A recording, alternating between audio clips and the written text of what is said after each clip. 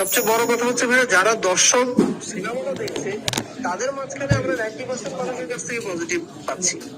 আর একমাত্র ফেসবুকেই হচ্ছে বিভিন্ন গ্রুপ গুলাকে একটা পর একটা ইস্যু ক্রিয়েট করে, এতদিন ধরে এক ইস্যু, এখন আরেক ইস্যু, মানে সোজা কথা হচ্ছে একটা পর একটা ইস্যু ক্রিয়েট করে কিভাবে এটাকে, মানে আমাদের হচ্ছে ভাই মানে এগুলো করে লাভ নেই। তো আমরা স্ক্রিপ্টটা নিয়েই সবচেয়ে বেশি মানে বিপদে পড়েছি, কারণ একটা পর্যায়ে এমন হয়েছে যে আমরা আসলে ডেডলাইনটা কাছাকাছি চলে আসছে, কিন্তু আমরা স্ক্রিপ্টটা ফাইনাল করতে পারছিলাম না। ঠিক আছে, এখন এই যে নানা ধরনের এই করছি সেই করছি, এইগুলোর পাল্টা অনেক কিছু বলা যায় আসলে। যদি আমি এক কথায় বলি ভাই, আমাদের পুরো টিম আমরা আসলে এটা নিয়ে সাফার করছি। কারণ আপনারা ভালো মতো জানেন, একটা ফিল্মের স্ক্রিপ্ট যদি আমরা প্রপার টাইমে হাতে না দিতে পারি, তো সেইটা পুরা ইউনিট এটা সাফার করে।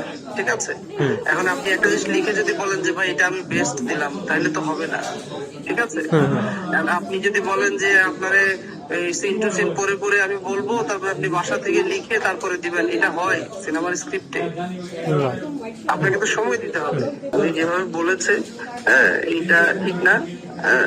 আমরা একটা গল্প যখন রেডি করি, একটা গল্পে কি যোগ হবে কি বিয়োগ হবে এটা আলোচনা করেই করি। ঠিক আছে, এত জোরাজোরি করার কিছু নেই। আর সবচেয়ে বড় বিষয় হচ্ছে, ধরেন উনি আমাদেরকে যে স্ক্রিপ্টটা, চিত্রনাট্যটা দিয়েছিল, এটা ধরেন 134 সিনের একটা চিত্রনাট্য, তো এটা তো 4 ঘন্টার ধরে তো আমরা সিনেমা করতে পারবো না। হ্যাঁ, তো সেইটাকে বারবার আমরা অনেক বলেছি কমানোর জন্য, আলটিমেটলি সেটাও ঠিকঠাক মতো কমানো হয় নাই।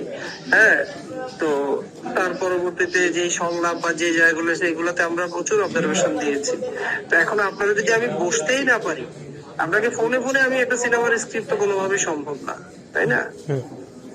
তো যার জন্য আমাদেরকে আসলে পরবর্তীতে আমরা আমরা খুব সুন্দরভাবেই বলেছি যে ভাইয়া, আমরা আপনাকে একটা কাজ করি, আমরা স্ক্রিপ্টে যাই আছে, তাহলে এটাকে আমরা দেখি, এটাকে ধরেই আমরা এখন কি করা যায় আমাদের মতো করে আমরা কাজ করি, তাহলে ঠিক আছে থাক। এবং উনি যে টাকাটা চেয়েছে, এবং প্রথমত উনি 10 লক্ষ টাকা চেয়েছিল স্ক্রিপ্টের জন্য, সেটাতে আমরা রাজি হই নাই। সেটা নিয়ে উনি অনেক মন খারাপ। বাংলাদেশে কে আপনাকে 10 লাখ টাকা দেবে একটা স্ক্রিপ্টের জন্য? তাও সেটা মানে অনেক বেশি এডিট বাকি আছে, এখনো ফাইনাল করা বাকি আছে। তারপরে আমরা বাংলাদেশের প্রেক্ষিতে অনেক ভালো একটা অ্যামাউন্ট দিয়েছি, এবং পুরো টাকাটা আমরা ওনাকে দিয়েছি। দিয়ে আমরা সুন্দর করে বলেছি, ঠিক আছে ভাই, তাইলে আমাদের যদি প্রয়োজন লাগে আমরা বসবো, না হয় আমরা আমাদের মতো দেখি জিনিসটা, কারণ আমাদের হাতে তো আর সময় নেই। আমার টিমকে আসলে এখন স্ক্রিপ্ট দিয়ে দিতে হবে। তো সেইটা কি আমাদের অন্যায় বলেন ভাই?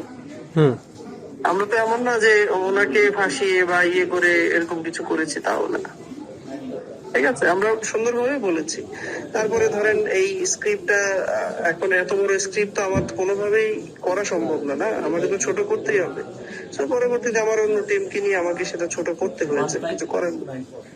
এই স্ক্রিপ্টের কারণেই বরং আমরা শুটিং এ অনেক ঝামেলা করেছি। আমার পুরো ইউনিটকে আমরা স্ক্রিপ্টটা বুঝাই দিতে একদম 11th আওয়ারে বুঝিয়ে দিতে পারছি। এখন এটা তো বলছেন যে একটা স্ক্রিপ্ট যখন হয়, সেই স্ক্রিপ্টটা নিয়ে কিন্তু প্রত্যেকটা ডিপার্টমেন্ট কাজ করে। আপনি আমাকে একটা স্ক্রিপ্ট শুধু বুঝিয়ে দিলেন, আমি শুটিং করলাম, সেটা তো পসিবল না, তাই না ভাইয়া? আমাকে তো ডেডলাইন মাথায় রাখতে হবে যে আমি মিনিমাম 1.5 মাস 2 মাস আগে বা 1 মাস আগে আমি আমার স্ক্রিপ্টটা বুঝাই দিব, দেন এবার প্রত্যেকটা টিম ওই স্ক্রিপ্টের উপরে কাজ করবে।